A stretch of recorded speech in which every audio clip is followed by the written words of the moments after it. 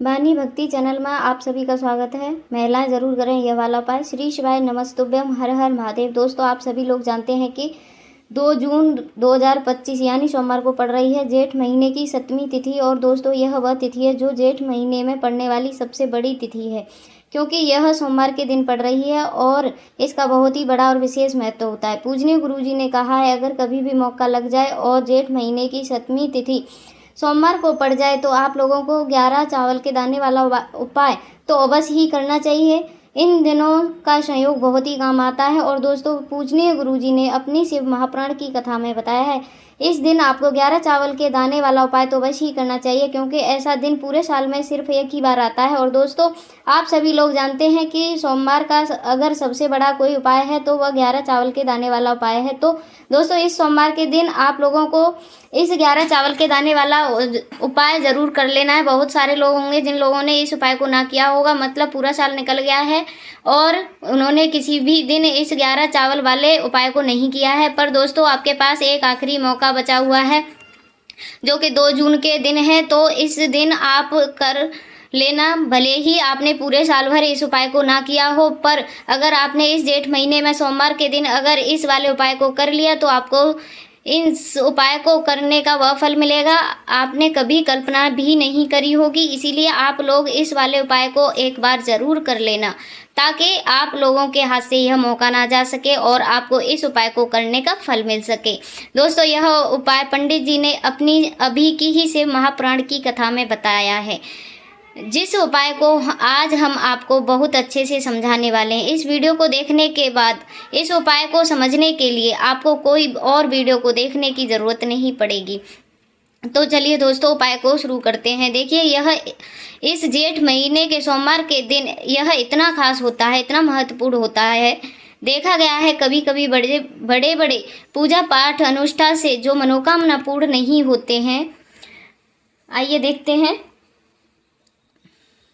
वह इस जेठ महीने के सोमवार के दिन एक छोटे से उपाय करने से ही आपकी मनोकामना पूर्ण हो जाती है। और बहुत सारे लोगों ने इस उपाय को किया भी है और उनको इस उपाय को करने का फल भी ज़रूर मिला है। अगर आप लोग भी इस उपाय को सोमवार 7वीं के दिन करना चाहते हैं तो आप इस उपाय को पहले अच्छे से समझ लेना, सुन लेना, उसके बाद करना। आपको इस उपाय का फल ज़रूर मिलेगा। और इस उपाय को कर लेने से आपके घर में चाहे किसी भी प्रकार का दुख और समस्या क्यों ना चल रही हो, आपको उसका कारण भी नहीं पता है कि भाई यह समस्या किस कारण से चल रही है, उसका कुछ भी कारण हो सकता है, पितृ दोष हो सकता है या किसी भी तरह का मंगल दोष हो सकता है। तो इस दिन आप लोगों को यह वाला उपाय कर लेना है। यह एक ऐसा उपाय है जिस उपाय को अगर किसी विशेष दिन पर किया जाए तो भाई उस विशेष दिन का तो जो है वह तो हमें मिलता ही मिलता है, पर हमने इस दिन पर इस उपाय को किया है तो हमें उससे भी बड़ा फल मिलता है और फल बहुत जल्दी मिलता है, क्योंकि आप इस उपाय को बहुत ही बड़े और विशेष दिन पर कर रहे हो। तो चलिए दोस्तों, उपाय को शुरू करते हैं, लेकिन उससे पहले आप लोगों को यह जानना आवश्यक है कि आखिर यह उपाय किस समय करना है, किसको करना है और कैसे करना है। तो चलिए हम आगे आपको वीडियो में एक एक करके बता देते हैं, लेकिन उससे पहले अगर आप लोग हमारे चैनल पर नए हैं तो हमारे चैनल को सब्सक्राइब कर लेना और इस वीडियो को लाइक करके कमेंट बॉक्स में श्री शिवाय नमस्तुभ्यम, ओम नमः शिवाय जरूर टाइप कर देना। और अपने फ़ायदे के लिए, गरीबी दूर करने के लिए इस वीडियो को पूरा देख करके जाना, तभी आपको लाभ की प्राप्ति होगी। यदि आज आपने वीडियो को बीच बीच में से देखा तो आपको जीवन में कभी भी सफलता हासिल नहीं होगी। तो दोस्तों, इस 11 चावल के दाने वाले उपाय को हमें इस सोमवार के दिन कैसे करना है, किसको करना है और कहाँ पर करना है, यह सारे सवालों के जवाब आपको इस वीडियो में मिल जाएंगे। और जो यह वीडियो देखेगा भाई उसको 11 चावल के दाने वाला उपाय तो ज़रूर करना चाहिए, क्योंकि इस दिन एक चावल के दाने का भी बहुत ही बड़ा और विशेष महत्व होता है। आइए देखते हैं, बड़ा और विशेष महत्व होता है। और जब बात आ जाए 11 चावल के दाने की तो यह सोने पर सुहागा वाली बात हो जाती है और यह एक बहुत ही बड़ा उपाय हो जाता है इस सोमवार 7वीं तिथि का। तो अब दोस्तों, इस 11 चावल के दाने वाले उपाय को आखिर करना किसको है, सबसे पहले हम लोग वह बात जान लेते हैं। तो देखो, घर की जो बड़ी माता बहनाएं होती हैं उन माता बहनों में से कोई भी एक बड़ी माता बहनाएं इस वाले उपाय को कर सकती है। और दोस्तों अगर आप चाहें तो अपने घर में से सभी सदस्य को भी इस वाले उपाय को करवा सकते हैं। अगर किसी व्यक्ति की खुद की कोई मनोकामना है, खुद की कोई दुख और परेशानियां हैं जो कि वह अपने लिए ही करना चाहता है इस वाले उपाय को, तो वह खुद अपने लिए भी कर सकता है। बाकी अगर कोई एक घर में से ऐसा है जो कि अपने पूरे परिवार की खुश और शांति के लिए यह वाला उपाय करना चाहता है तो भाई वह भी कर सकता है, उसमें कोई दिक्कत वाली बात नहीं है। कहने का मतलब यह है कि ये इस उपाय को हर एक सदस्य भी कर सकता है और पूरे घर परिवार के सदस्य के लिए घर की एक बड़ी माता बहन में से एक माता बहन भी कर सकती है। माता बहना अगर घर में उपस्थित ना हो, वह यह वाला उपाय ना कर पा रही हो, तो फिर घर का कोई बड़ा सदस्य भी इस 11 चावल के दाने वाले उपाय को कर सकता है, चाहे वह पुरुष ही क्यों ना हो, उसमें कोई दिक्कत वाली बात नहीं है। अब दोस्तों इस 11 चावल के दाने वाले उपाय को हमें करना कहाँ पर है? हमें इस शिव जी के मंदिर में जाकर करना है। बहुत सारे लोगों के प्रश्न कहते हैं इस एक उपाय को करते समय क्या हम इस उपाय को घर पर कर सकते हैं? तो इस वाले उपाय को आप घर पर नहीं कर सकते हो। इस वाले उपाय को करने के लिए आपको शिव जी के मंदिर में ही जाना पड़ेगा।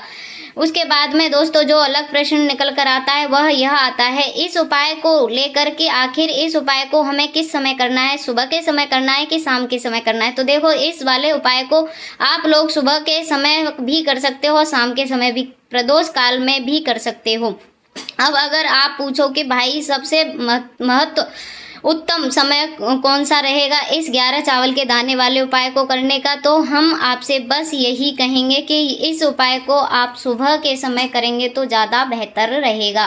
बाकी अगर प्रदोष काल के समय भी करेंगे तो भी अच्छा होगा, उसमें कोई दिक्कत वाली बात नहीं है। तो अब दोस्तों जो अगली सबसे बड़ी और महत्वपूर्ण बात आती है वह यह आती है कि सुबह अगर हम उपाय को करेंगे तो हमें कितने बजे से लेकर कितने बजे के बीच में करना चाहिए, और शाम के समय प्रदोष काल में करेंगे तो हमें कितने बजे से लेकर कितने बजे के बीच में करना चाहिए। तो देखो सुबह जितनी जल्दी हो सके आप यह उपाय को कर लेने की कोशिश करना। बाकी अगर किसी कारणवश लेट भी हो जाओ, थोड़ी देर भी हो जाए, तो 10 या 11 बजे तक के बीच यह वाला उपाय कर लेना।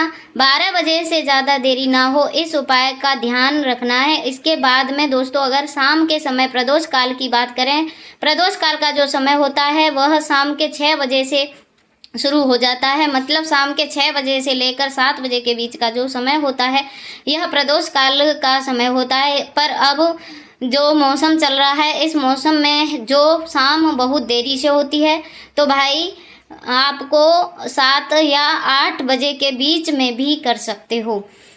मतलब शाम के 6 बजे से रात 8 बजे के बीच में आप कभी भी इस वाले उपाय को कर सकते हो, उसमें कोई दिक्कत वाली बात नहीं है। अब दोस्तों यहाँ पर इस उपाय को लेकर एक और सबसे बड़ी बात यह निकल कर आती है कि इन 11 चावल के दानों को हमें लेना कहाँ से होता है, और हमें इस उपाय को करने के साथ में क्या और कुछ भी सामग्री ऐसी होती हैं जो शिवजी के मंदिर लेकर जानी पड़ती हैं।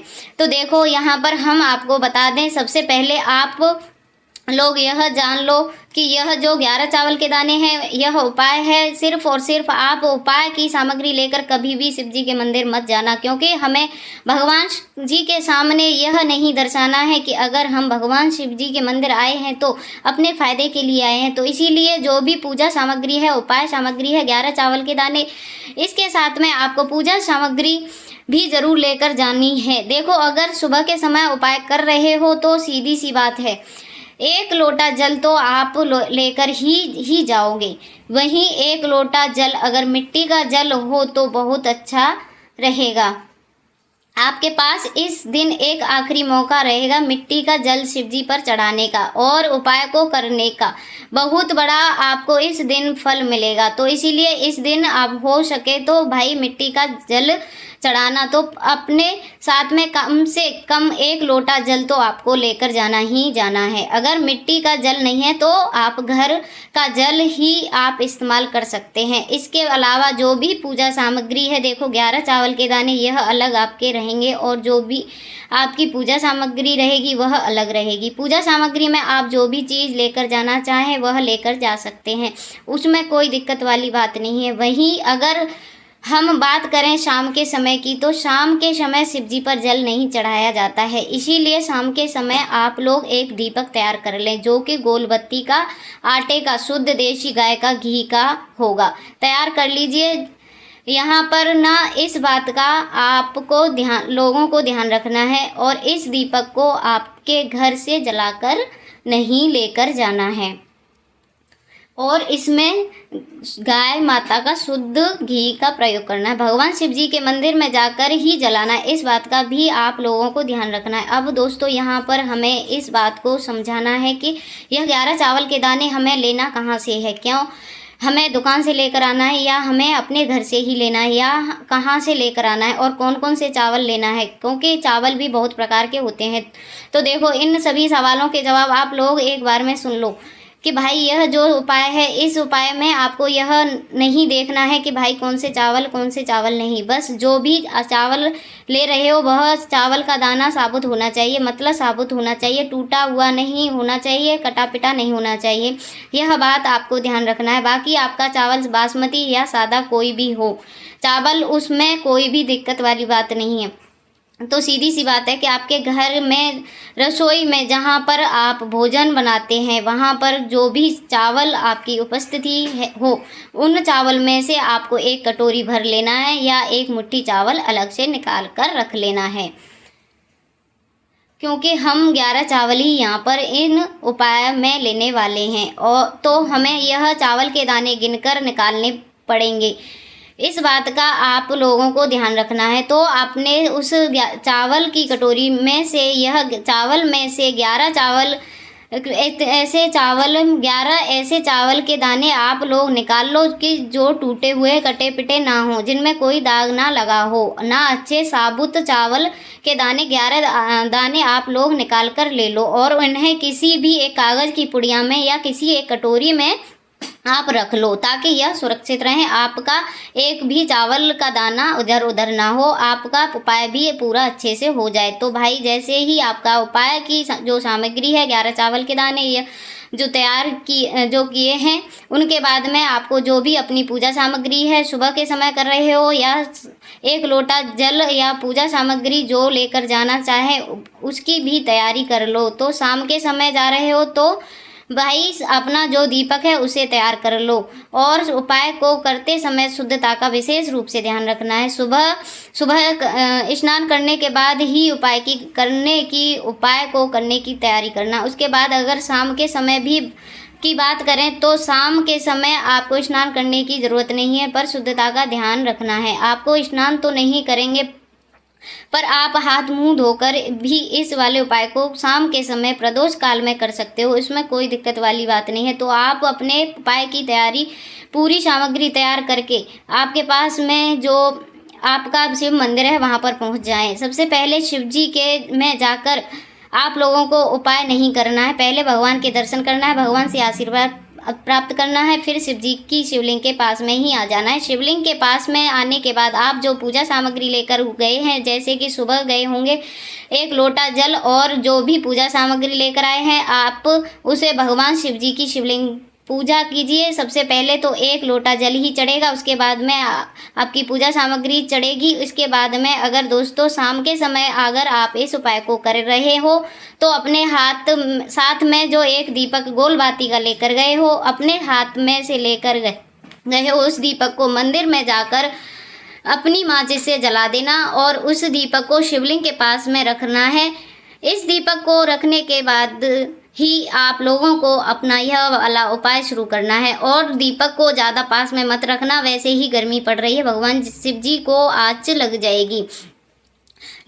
तो भाई, जैसे ही आपकी पूजा अर्चना हो जाती है, आप भगवान शिव जी को प्रसन्न कर लेते हैं। उसके बाद में शिवलिंग के पास ही में आप कहीं पर बैठ जाएं, उसमें सामने आसपास जिस जगह पर आपको बैठना हो वहाँ पर बैठ जाएं, और अपने वह 11 चावल के दाने अपने सामने निकाल कर रख लीजिए, क्योंकि अब यहाँ पर उपाय को यहाँ पर करने की आपको तैयारी करना है। और इस तरीके से जब आप उपाय करें, पूजा सामग्री करने के बाद, पूजा अर्चना करने के बाद, जो आपको उपाय का फल बहुत जल्दी और बहुत बड़ा होकर मिलता है। अपने 11 चावल के दाने अपने सामने निकाल कर रख लेना है, और यह जो उपाय है यह आपकी सीधे हाथ की हथेली से होगा, इसीलिए इस बात का भी विशेषकर रूप से ध्यान रखना है। तो सीधे हाथ की हथेली का प्रयोग करके ही आप अपना इस वाले उपाय को करना है। अपने सामने जो भी आपकी कागज की पुड़िया उसको खोल करके रख लेना है, चाहे आपकी कटोरी है उसको भी अपने सामने रख लो और वह 11 चावल के दाने निकाल लो। उसके बाद में दोस्तों अब आपको क्या करना है कि शिवलिंग आपके सामने होंगी, तो आपने वह 11 चावल के दाने एक एक करके आपको शिव जी की शिवलिंग के ऊपर चढ़ाना है। कहाँ पर चढ़ाना है? शिवलिंग के ऊपर, और कहीं पर भी नहीं चढ़ाना है। आपको अपने हथेली से तो शिवलिंग के ऊपर चढ़ाना है, भले ही वह अपने आप जलाधारी मर गिर जाएं या मतलब कहीं भी गिर जाएं, उसमें कोई दिक्कत वाली बात नहीं है, पर आप चढ़ाएंगे शिवलिंग के ऊपर ही। आपको क्या करना है? अपना पहला चावल का दाना उठाना है, श्री शिवाय नमस्तुभ्यम बोलना है और शिवलिंग पर चढ़ा देना है। इसी तरीके से दूसरा चावल का दाना उठाना है, शिवलिंग पर चढ़ाना है और मंत्र बोल देना है। और फिर तीसरा चावल का दाना उठाना है, श्री शिवाय नमस्तुभ्यम बोलना है और चढ़ा देना है। इसी प्रकार से आपको पूरे 11 चावल के दाने एक एक करके शिव जी की शिवलिंग के ऊपर चढ़ा देने हैं और भगवान से प्रार्थना करते जाना है। मतलब प्रार्थना तो आपको आखिर में करना है, पर हर एक चावल के दाने को चढ़ाते समय श्री शिवाय नमस्तुभ्यम जरूर बोलना है। उसके बाद ही में ही यह चावल का दाना शिवलिंग के ऊपर आपको चढ़ा देना है। जैसे ही आपके 11 चावल के दाने शिवलिंग के ऊपर चढ़ाने के लिए जा रहे हो, तो भाई आपके बाद में आपको क्या करना है? भगवान से अपनी मनोकामना बोलना है। मनोकामना भी कब बोलेंगे? जब आपका 11 चावल का दाना आपके सीधे हाथ की हथेली में हो और आप उसे चढ़ाने के लिए जा रहे हो। श्री शिवाय नमस्तुभ्यम बोलकर उस आखिरी चावल में के दाने को शिवलिंग पर चढ़ा देना है और भगवान से फिर अपनी मनोकामना बोल देना है। मनोकामना के लिए आप लोग अपना यह वाला उपाय कर रहे हो, जिस भी दुख और परेशानी के लिए आप लोग उपाय को कर रहे हो, उसके बाद में जैसे ही आप अपनी मनोकामना बोल देते हो, आपका यह वाला उपाय पूरा हो जाता है। अगर आपको वीडियो अच्छी लगी हो तो इस वीडियो को लाइक करें, सब्सक्राइब जरूर कर लेना, कमेंट बॉक्स में हर हर महादेव जरूर टाइप कर देना। मिलते हैं नेक्स्ट वीडियो में एक नई जानकारी के साथ, तब तक के लिए हर हर महादेव।